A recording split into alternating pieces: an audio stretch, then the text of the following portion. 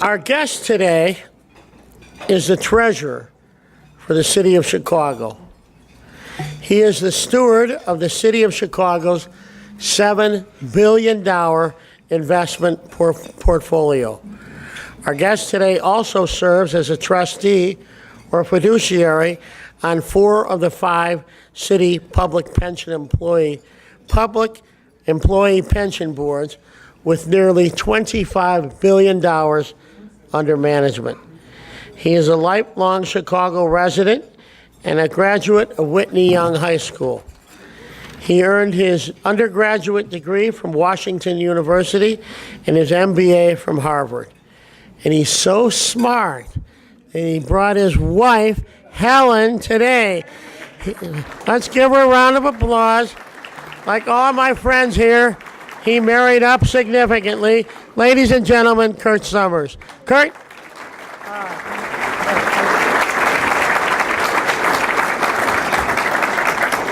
Thank you. Thank you, Jay, and thank you to everyone for being here. A number of you have commented on the fact that I'm sporting a beard right now, and I have 4 words for you: happy wife, happy life. So it'll be here for a little while longer.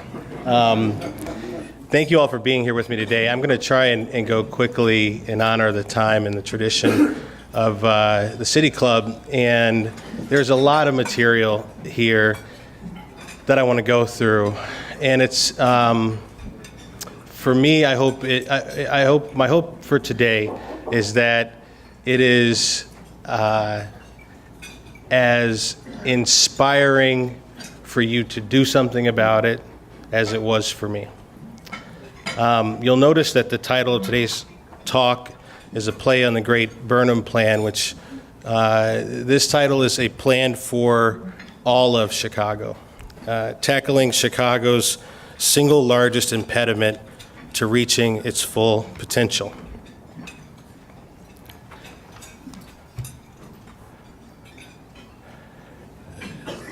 Three years ago, almost to the date, I was sworn in at 10 a.m., and at noon I came here to the City Club, my first day in office.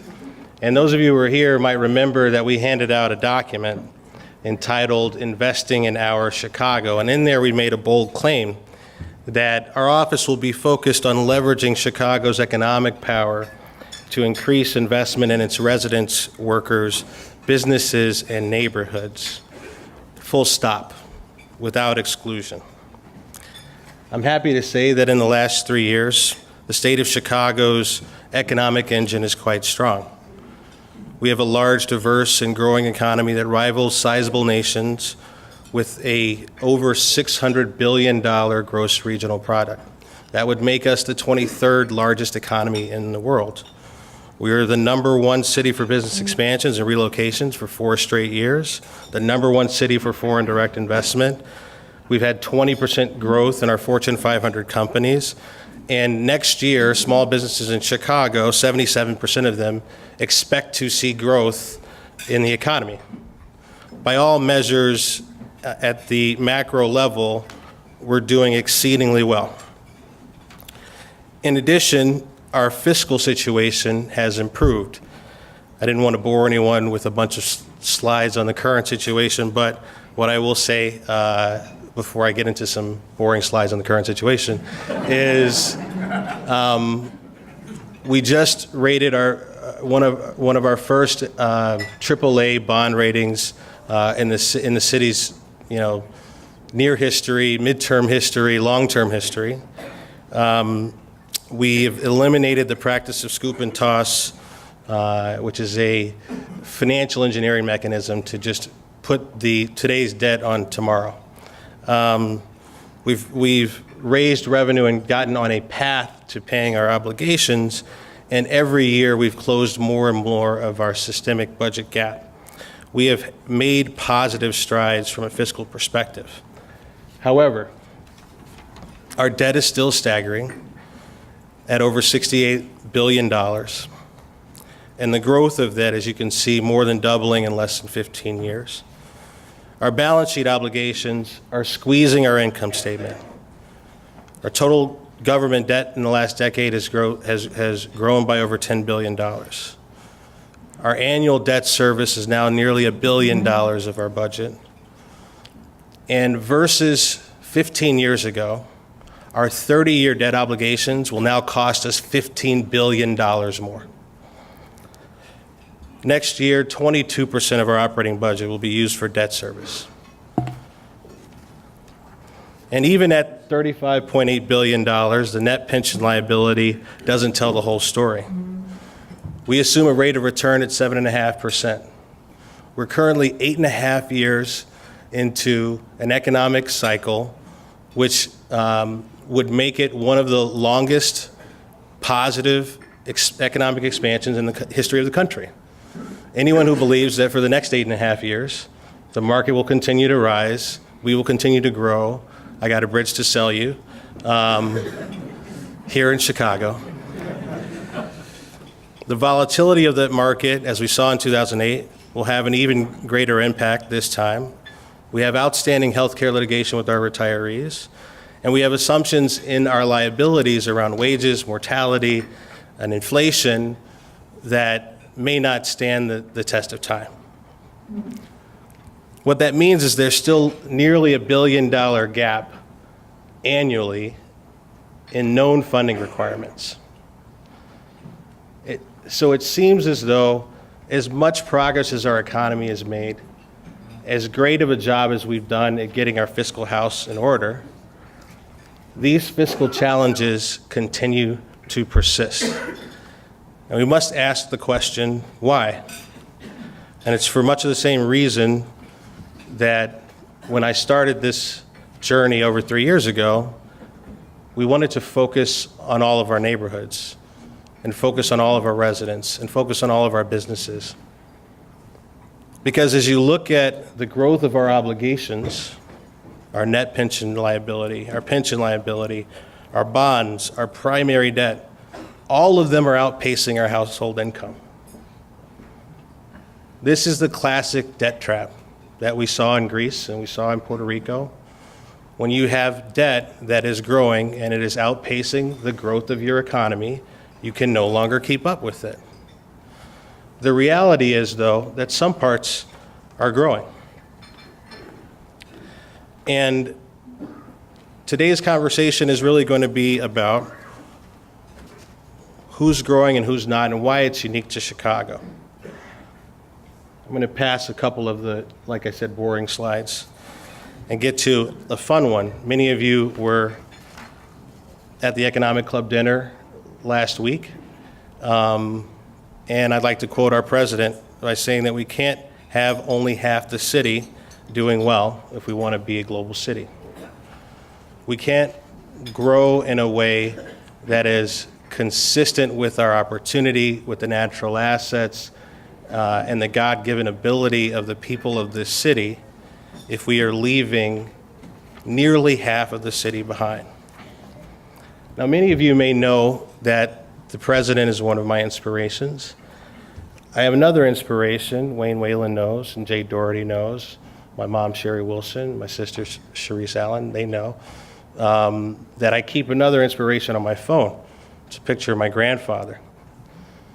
Now, a lot of you who know me know the importance that he meant to me in my life as a role model, as a patriarch, as a activist, as a person who stood up for the community and fought for what was fair. What you may not know is the reason why I keep that particular picture, because there are a lot of them that I have to choose from, on my phone and what it reminds me of. So I'm going to show you. That picture is from my grandfather's 1983 race for 3rd Ward Alderman. And it's a reminder. I keep this on my desk, and I keep it on my phone. And the 3rd Ward is the ward that I grew up in and that my family still lives in today. It's a reminder that nearly 35 years ago, the platform for the neighborhood I grew up in, Bronzeville, the neighborhood where my family lives in, the neighborhood that gave us Harold Washington and John Stroger and Sam Patch, and a host of others. The platform then was to address unemployment, to address the quality of education, to have affordable housing, to build up the retail corridors of 47th and 51st Street, to deal with the issues of crime in our community and police misconduct. You could copy and paste that to any platform for any politician running in the city of Chicago today, or the state of Illinois, or the county of Cook. It's a reminder to me that we have to be different, and that we have to make the change that we seek last. Today we're going to talk about the real state of our cities. And I use cities plural because we're often referred to as a tale of two cities. The state of increased inequality in Chicago is far greater than the U.S., and it is the key to the future prosperity of the city, and it's the answer to the question that our challenges persist despite our progress because of inequality in income, unemployment, poverty, home ownership, access to capital, education, and ultimately net worth. I believe that this is a crucible moment for our leadership, and it's going to define what kind of city we will become. Let me show you what I mean about how things are different in Chicago. So this is a chart looking at the United States median income by race. As you can see, there's disparity that exists in our country, to no one's surprise. And that disparity hits two groups the hardest, also not a shock to anyone in this room.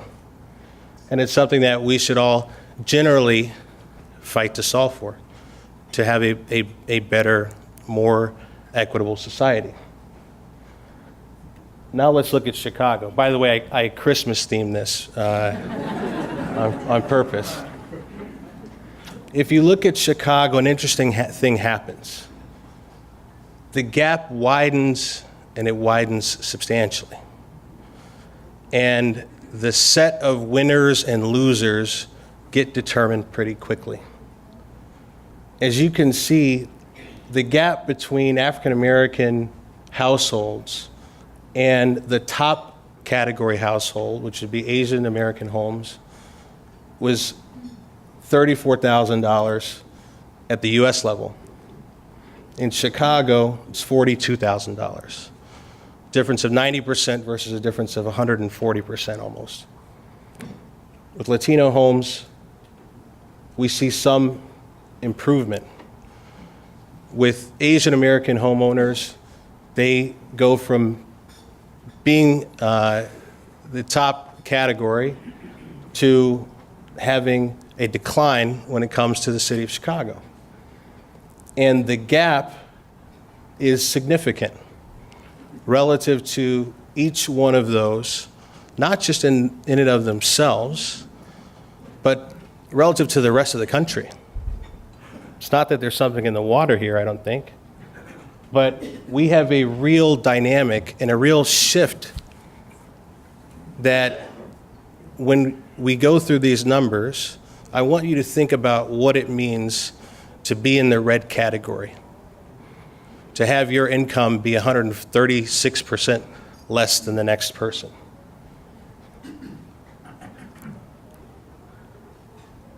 To be 440% more likely or 300% more likely to be in poverty.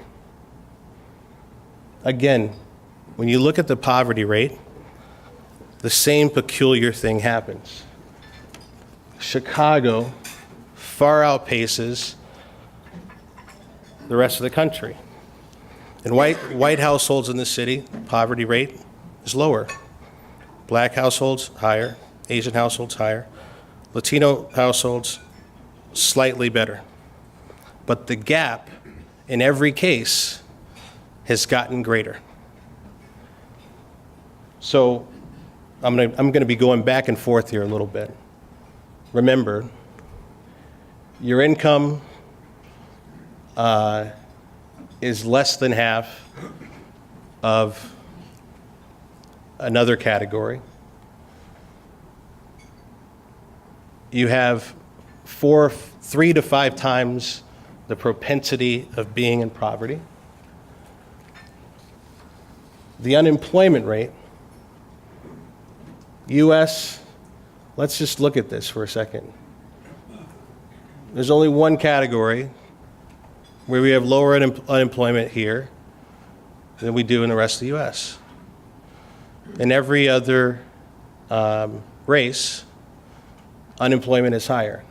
And not only is it higher, but the disparity between the groups is that much higher.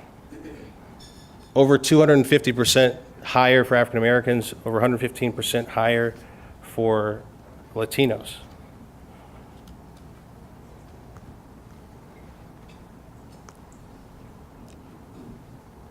Less than half the income, 3 to 4 times higher poverty rate, 1 to 2.5 times higher unemployment. Now here was the kicker. This one really got me. When you look at net worth, in the US, the disparity exists. White households have 13.8 times more net worth than black households, 10.1 times more net worth than Latino households. But when you go to Chicago, the disparity with black households is 29.4 times. With Latino households, 10.9 times. This disparity and the combination of what's happening with the income statement and the balance sheet means that not only are we at a time and at a period where the net worth is next to zero, at its lowest state since the early 1980s. The disparity is greater than it's been since World War II in the city of Chicago. And it's not just with these statistics. If you look at childhood poverty, 44% of African Americans, children below the age of 18, live in poverty, versus 16% in white households. 34% of African Americans in the city of Chicago rely on food stamps or the SNAP program. That's more than double the national average. This applies to median home values. It applies to college graduation rates. The disparity is greater here than anywhere else. The economic contribution from fully 2/3 of our city is not there. It's not there at the rate and at the level that it should be or would be if we were only to be reflective of the rest of the country. To answer the question of why, and why do these fiscal challenges still exist? Why do we keep having these problems? Why doesn't our economy keep up with our spending? Yes, we need to have more controls. Yes, we need to have fiscal stewardship and responsibility. But we also need to invest in ways that, like our president said, make sure that half of our city has the same opportunity the other half has. I'd venture to say that in these statistics, I'm not talking about a single person in this room, but I may be talking about some people in this room, family members, including me, to no fault of their own. And we continue to ask the question, why? I'm not calling anyone insane, but we keep asking ourselves the same question when the data is smacking us across our head. I didn't get into the educational gap, partly because we have an incoming new school CEO who's a dear friend of mine, and I want her to start off on a good foot without me banging her right away, but also because we have a great model in Tin King and Urban Prep in the building. I'd like to give them a round of applause.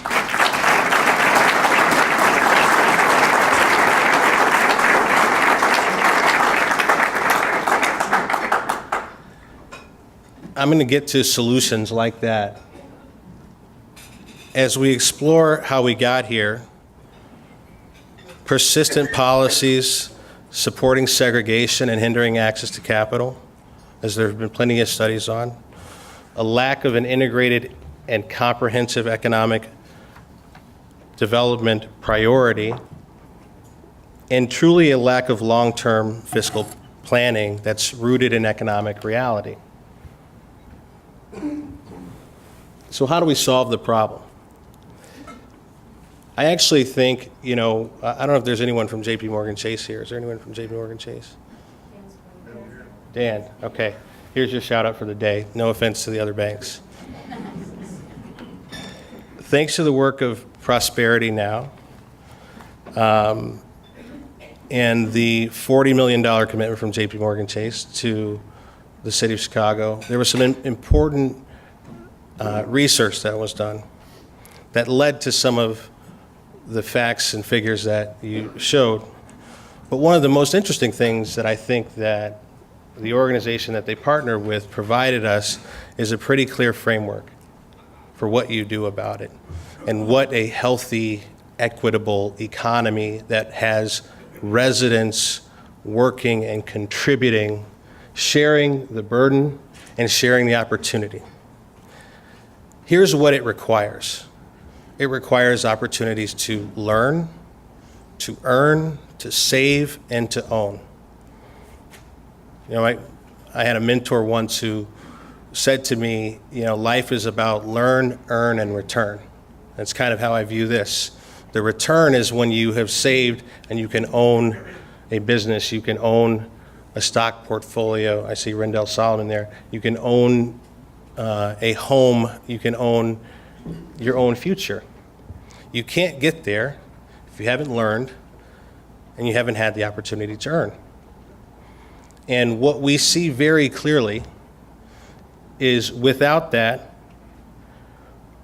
we are stifled as a city. We are fighting the fight of fiscal responsibility, of competing in a global marketplace, of trying to be a destination for companies around the world, and we're fighting with one hand tied behind our back. We don't have all of our talent fighting with us. And in fact, for the last century, we have kept them out of the fight entirely, whether purposefully or through omission and negligence. The reality is we can't win this fight with one arm tied behind our back, with 2/3 of our residents struggling with abject poverty, economic disparity, wealth disparity, unlike any other in the country, and unlike any other that we have seen since World War II. We can't win that way. This is the path forward. So who does this well? Fear not, there are examples. We don't have to recreate the wheel. The city of Baltimore did something novel. They created a 10-year plan that said, we're going to invest in our economy in a way that is driven by economic projections, driven by data, and the decisions that we make in our operating budgets, in our capital budgets, in our balance sheet will support our income statement. And we will specifically look over the next decade at the areas, and we will look exclusively at the areas that need investment the most. Because it's the greatest opportunity to benefit the entire community. When you invest where economic need is greatest, and by virtue of that opportunity is greatest, it creates the best opportunity for the entire community. They've figured that out. The state of California has figured that out through their pension funds and through their insurance commission. even the private sector is beginning to figure out how to take advantage where our biases have led us to have a lack of investment. I'll point to the top left there. There's a new venture capital fund called Rise of the Rest. How many of you guys know who Steve Case is? The founder of AOL. Steve Case has a basic premise. 3/4 of the venture capital in this country goes to 3 states, leaving the other 47 states to fend for themselves with the other 25%. So he went to some pretty bright financial minds, like the Pritzker family, like Michael Milken, like Henry Kravis, like Warren Buffett, like the Waltons, and he said, hey guys, I don't know if you know this, but there's an entire country in between these 2 coasts. There are a lot of opportunities there, and all of our capital has been missing it. And if the nation is going to compete with the rest of the world, guess what we can't do anymore? We can't overlook the rest of the population because we're focused on downtown Chicago, or because we're focused on Lincoln Park, or because we're focused on the Gold Coast, or we're focused on where the traditional capital has flowed. He made that case over the course of the last year and got 20 billionaires to invest capital in the rise of the rest, in the investment in the flyover states, in the opportunity where capital, for whatever reason, and this one has nothing to do with race or ethnicity, it's just bias. Smart people go to New York, right? They go to LA and California and San Francisco. You got to be in the Valley. Well, there are great entrepreneurs and great opportunities in the middle of the country. Folks are figuring this out. And in order for us to win, in order for us to compete, and in order for us to be a global city as we hope to be, that's what we have to do. I'm going to close by talking about just a few things that we're doing in my office that's consistent with creating these opportunities. One is the Chicago Catalyst Fund. We have a couple board members here. I see Richard Price and Juan Avila. Thank you for being here. A tremendous board of an organization that has a simple for-profit purpose. We're taking $100 million of your money and adding with it $200 million of private sector money from hopefully folks like JP Morgan Chase and Fifth Third and Citibank. I'm going to call every other bank I see here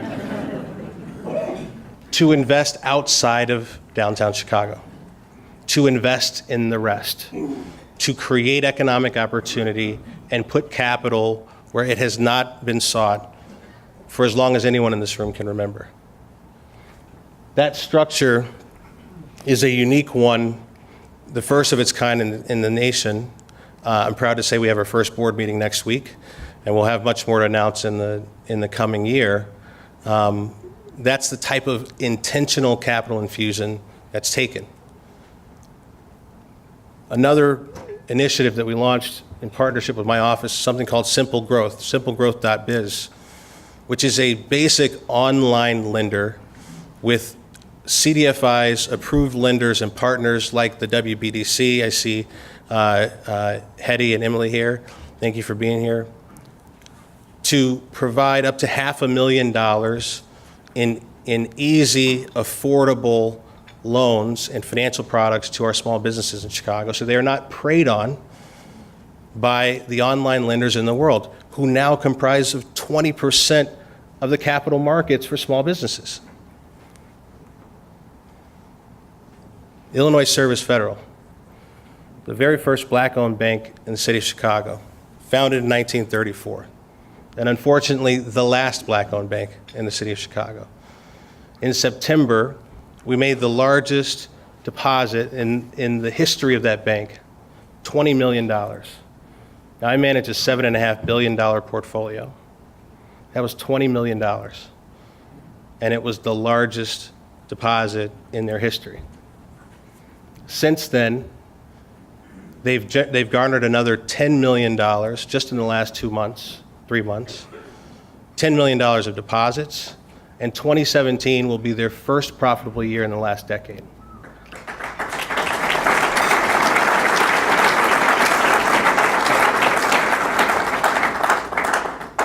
Investing in our communities, providing safe, affordable access to capital, to companies, to individuals, supporting our local financial institutions, and finally, I'll leave with providing access to home ownership.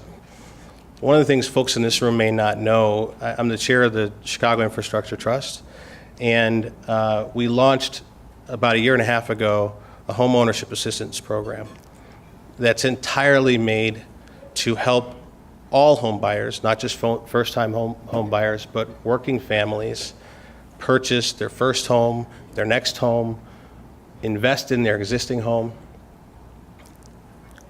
Very quietly, this program has led to 190 new homeowners in the city of Chicago. We currently have 25 open loans and another 112 folks who are looking to purchase that are pre-approved. We've generated opportunities for nearly $70 million of housing stock to change hands, and for buyers to actually have the opportunity to impact the single most important decision with respect to net worth that they will make, which is their home purchase. The diversity of this program is consistent with the diversity of the city of Chicago, and it's something that we can all be very proud of. These are the steps that we're taking in our office: investing in our community, providing affordable access to capital, supporting our local institutions, and providing a path to home ownership so that we can learn, earn, and return, and once and for all, solve the single biggest issue that plagues our city. Thank you.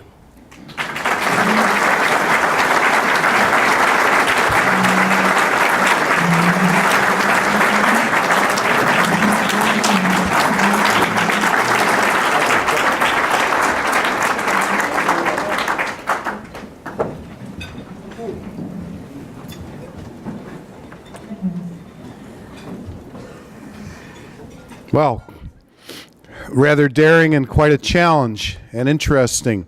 So now we have time for some questions of our treasurer. If anybody has any questions they'd like to ask. Alex. Wonderful. Thank you, sir.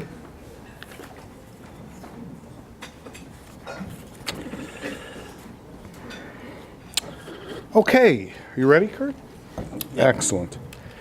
The first question comes from Lennox Jackson, who's affiliated with Urban Equities, Inc.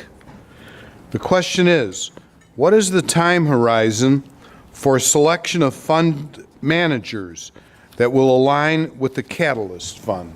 Can I see this for a second? Sure. This was pre-printed, so this person came prepared. The time horizon is first order of business for our board meeting the end of next week is to approve an RFP for our investment consultant. That will take place over the course of the next 30 to 60 days. Once that consultant is selected, their first order of business within 90 days is to select our fund managers, our partners, who will then be able to put capital to work in the city of Chicago. Great. Another pre-submitted question. Steve Brown, who's with the State Treasurer's Office. And we asked if he's a member. He put down no with an exclamation point. I think we'll have to talk to the treasurer. Okay. His question is, high-impact programs like drug court or housing first demonstrate effectiveness, reduce suffering, and dramatically reduce public expenditure. Can Chicago play a leadership role in enabling innovative financing strategies like Pay for Success? Yeah, I think the answer to that is yes.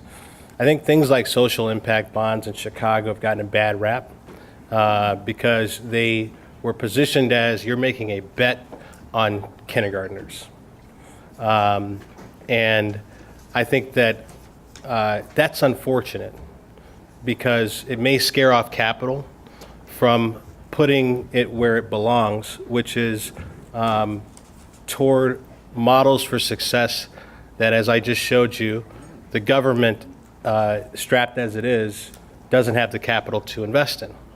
I think we have plenty of opportunities, ample opportunities, to pursue models like that bring private capital to bear, but also to look at our own balance sheet and do things like what we're doing with the Catalyst Fund, where we say we have a mandate to invest this money in South America, the Middle East, East Asia, Western Europe, everywhere but the third largest market and the largest economy in the world, which you happen to be sitting in.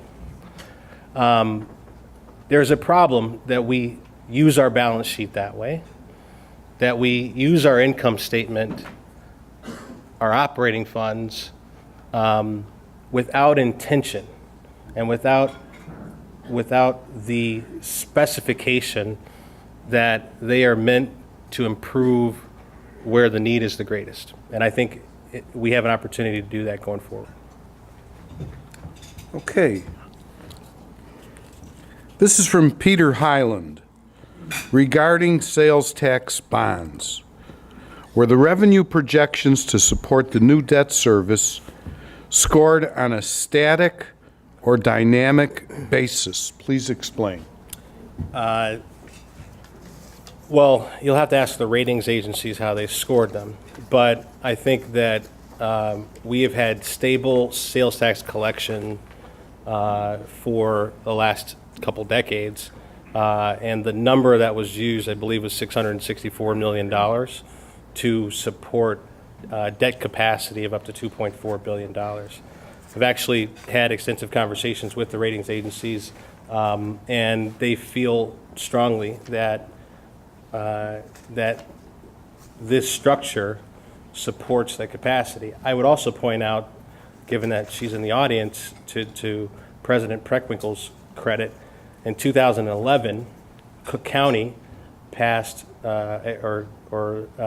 issued its sales tax bonds to create its first ever, 6 years ago, AAA rated sales tax bond without a bankruptcy remote vehicle. And I think that's something that, she's led the way on and shown leadership that we can now follow, and it's a proven example that will work. It was Kurt's idea.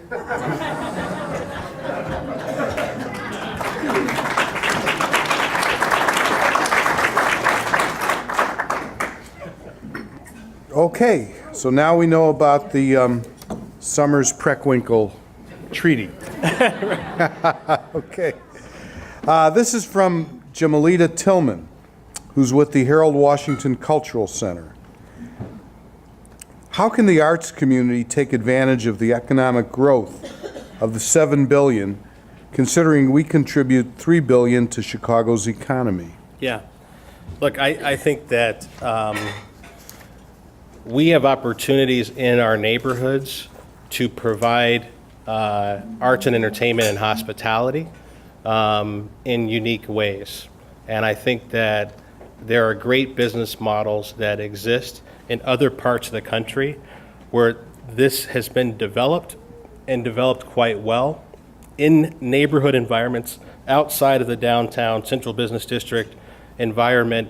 And that's where I think cultural venues and where sort of unique arts and entertainment business opportunities can flourish. So the answer to that is, I think, coming. The opportunity will be less of, I think, a traditional nonprofit model, but truly a for-profit model that serves to a unique set of consumers that reside in that neighborhood or will be drawn there because of the program. Okay, thank you. This is from City Club member Len Dominguez, who's with Educare Assistance. How does the City of Chicago, your office, work with CPS, public schools, to help alleviate the financial situation at CPS? My office doesn't.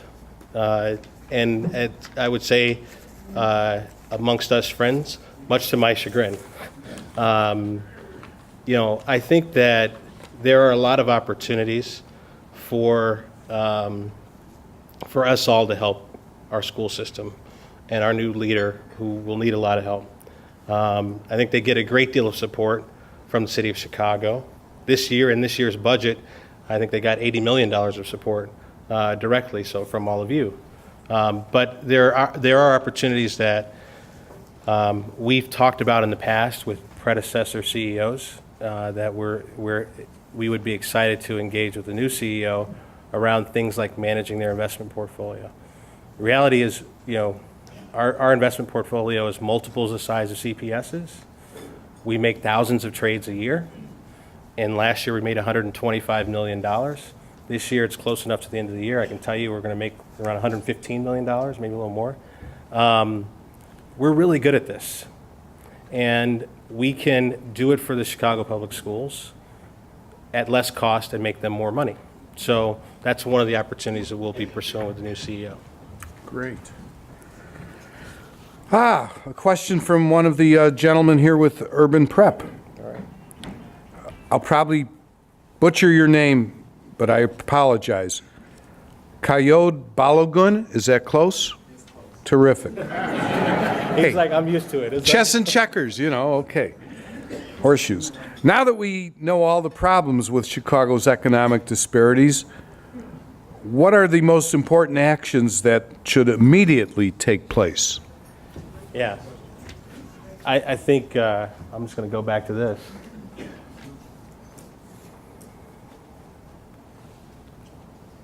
You guys are a part of it, but I believe that the actions that we take as a city, the actions that we take in the philanthropic community, the actions that we take as a civic society and group around our government leaders and around these problems need to lean hard in these areas. In areas where we see educational gap, economic gap, achievement gap, wealth gap. In that study, by the way, that the precursor to the study that J.P. Morgan funded was one that was funded by MacArthur and the Chicago Community Trust. And it's called The Cost of Segregation. And I think a number of partners here may have participated in it. You may remember from that study, there was a fascinating statistic that said that if we were just to close the household income gap with African Americans, not with white families in the city of Chicago, but just to be equivalent to where African Americans in the rest of the country are. That difference, at the time, these are updated numbers, at the time of that study, that difference was $3,000. That $3,000 they estimated would be the equivalent of $4 billion for our economy. It would lower homicides by 30%, and it would lead to 83,000 more students enrolled in colleges in the city of Chicago. $3,000 of household income. Now the gap is greater. To my point, we don't have the luxury and the time to wait. The problem is getting worse. Disparity is getting greater. But those areas, learn, earn, return, is where I would focus the demonstrable amount of my efforts in the civic community, as a philanthropy, as a nonprofit, as a political leader, as a person who's just concerned and saying, where do I help? That disparity in those three areas is where we need you. Kurt, in light of the Republican control of the White House, the House and the Senate right now, how does that impact on some of the points that you were raising and what might happen in the city of Chicago? Well, one issue we have right now is the tax bill, which one version of the bill eliminates private activity bonds, which means we can no longer enjoy tax-exempt status to support hospital expansions or affordable housing or industrial revenue bonds to help a company expand in blighted areas. That's one of the issues that's on the table, that if it goes away, we're in trouble. Here, another one that sort of snuck through that may be set to expire at the end of next year is the use of new markets tax credits. We had over $400 million in new markets tax credits in this region last year. Since 2010, there have been 83 industrial projects like the method plant on the far south side of Chicago that would not have gotten done without new markets tax credit. If those expire, as would be allowed in both bills at the moment, at the end of in the middle of 2019, we lose what has been a $500 million economic engine to actually do this work outside of downtown Chicago. Thank you. We have time for one last question. It's from Jeff Jenkins, City Club member. It deals with the Chicago Public Schools and your thoughts about having an elected as opposed to an appointed school board, particularly since Mr. Jenkins says the appointed board seems unable or unwilling to properly manage the behavior of two previous CEOs. Would you like to respond to that? Yep, no problem. So when you run for office, you have to fill out questionnaires for the news organizations. And so a few years ago, I did that. And what I said then, I still believe to be the case today. An all-appointed school board is not the solution that we need for our children. An all-elected school board is also not the solution that we need for our children. I think that we should have a board that has appointments and that has elected members. It ensures public accountability, but it also ensures efficiency in decision-making and a connection to the fiscal reality of the entire city.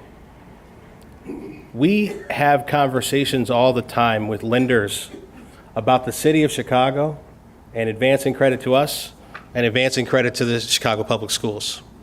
We have conversations all the time about where we want to develop and grow in the city, and a school being there, a train line being there, a park being there. These things are interrelated, and they will never be completely independent.